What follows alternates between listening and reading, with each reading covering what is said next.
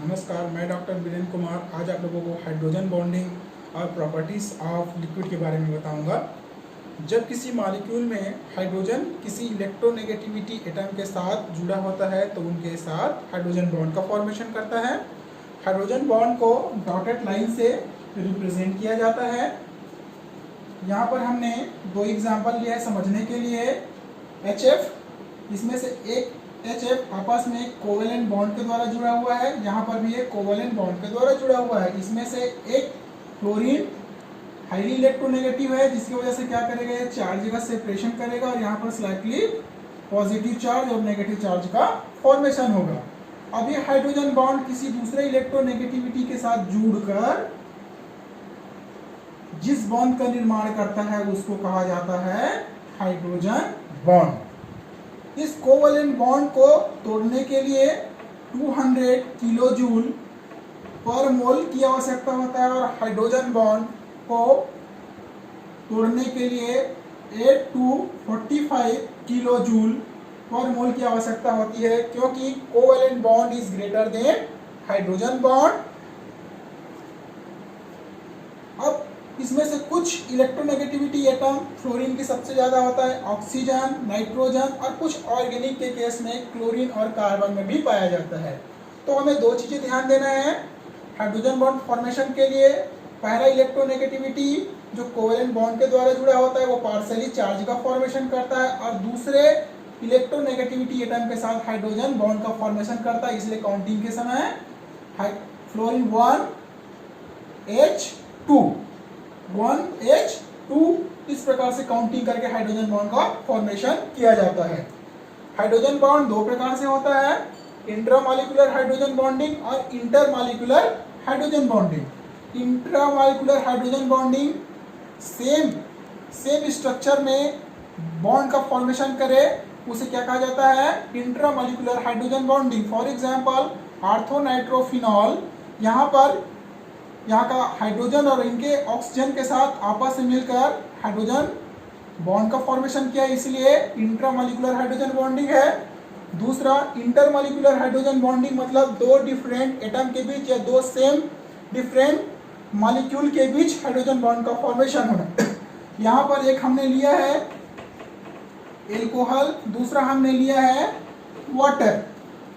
ये आपस में कोवेलेंट बॉन्ड के द्वारा जुड़ा हुआ है। स्लाइटली यहाँ पर चार्ज का सेपरेशन होगा, पॉजिटिव एंड नेगेटिव। दूसरा इलेक्ट्रोनेगेटिविटी एटम है, इसलिए यहाँ पर कौन सा बॉन्ड का फॉर्मेशन होगा, हाइड्रोजन बॉन्ड का। तो दो डिफरेंट मॉलिक्यूल के बीच हाइड्रोजन किसी इलेक्ट्रोनेगेटिविटी एटम के साथ जुड़ा है, इसलिए यह इंटरमॉलिक्यूलर हाइड्रोजन बॉन्डिंग होता है।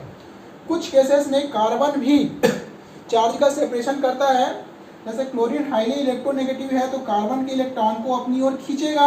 इसकी वजह से क्या होता है, कार्बन भी हाइड्रोजन के इलेक्ट्रॉन को खींचेगा, जिसकी वजह से स्लाइटली इसमें नेगेटिव चार्ज और कार्बन पर पॉजिटिव चार्ज आ जाता है।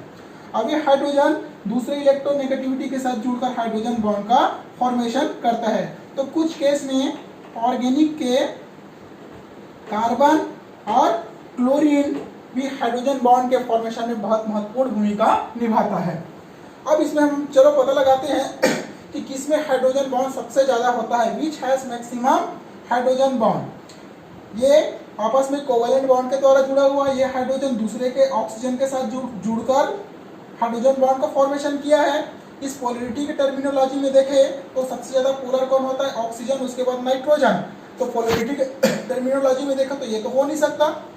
दूसरा हम देखें ऑक्सीजन के साथ, तो यहाँ पर फॉर्मूला मैंने लिखा है, strength of hydrogen bonding is directly proportional to electronegativity 1।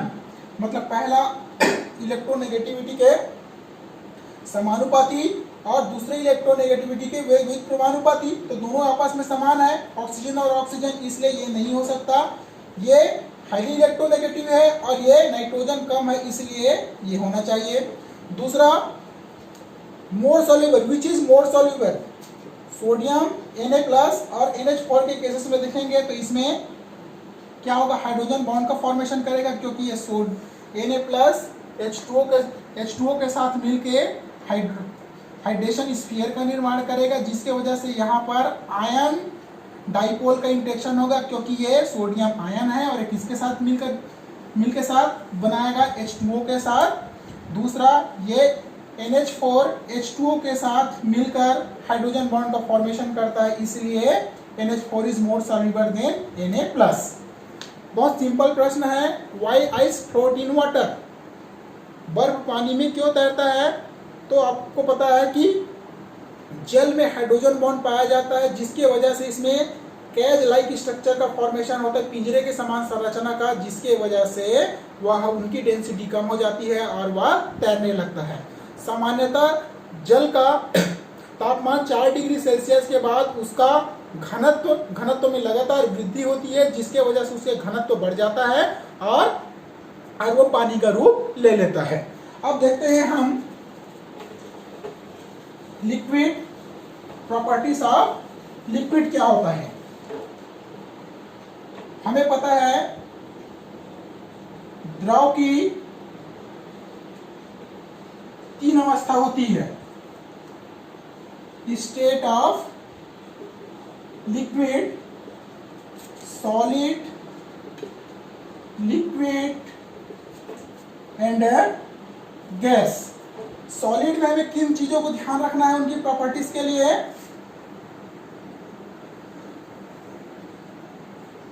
पहला, शेप एंड वॉल्यूम। सॉलिड में स्ट्रॉन्ग अट्रैक्शन फोर्स होता है, जिसके वजह से इसका शेप और साइज आपस में फिक्स्ड होता है, रेगुलर होता है। लिक्विड में शेप समान नहीं होता, उसका वॉल्यूम जो भी पात्र है उसके अनुसार वो अपना आकार ले लेता है।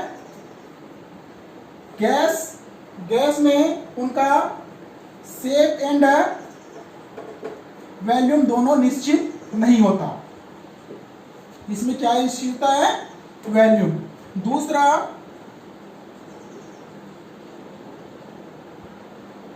कंप्रेशन या कंप्रेसिबिलिटी।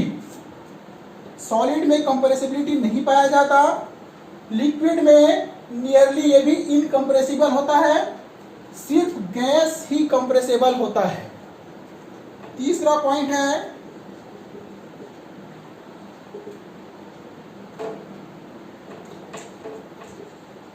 डिफ्यूजन।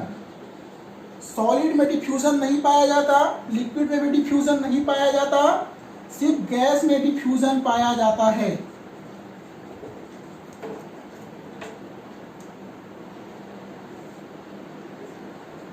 काइनेटिक एनर्जी,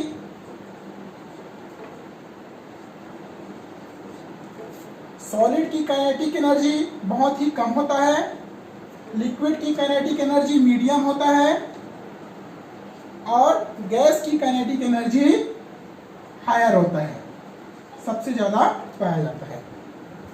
धन्यवाद।